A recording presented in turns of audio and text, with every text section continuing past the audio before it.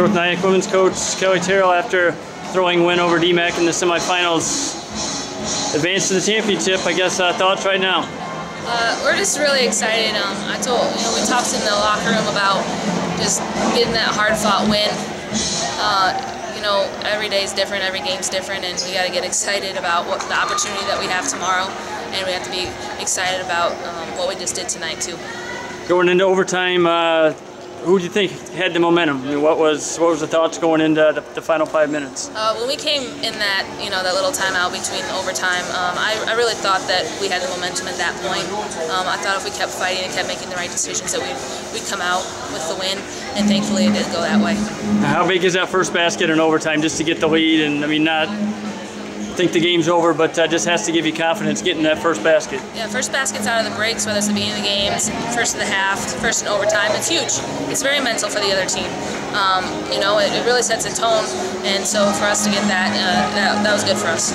Let's talk about the play of Chelsea and Courtney down the stretch. I mean, they were hitting big shot after big shot, those two. Yeah, they're big-time players, they're Division I basketball players, and they've proven that they deserve those honors and they deserve those opportunities, so I wouldn't expect anything less from them.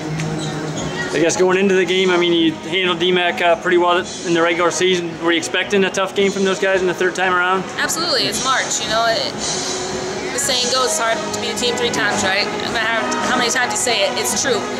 So for us to step in, we knew it would be a tough game. No one's just going to be done with their season. This is the Final Four of our conference. They're not just going to give it up. They proved they played a really good game plan. They did a nice job with Tika, taking her out a little bit, drawing the fouls, and but luckily Morgan Walker stepped up in that position for us, and everyone that played in the game, just really did contribute. And our bench too, they were right in there, staying positive the whole time. What'd you tell them after the game?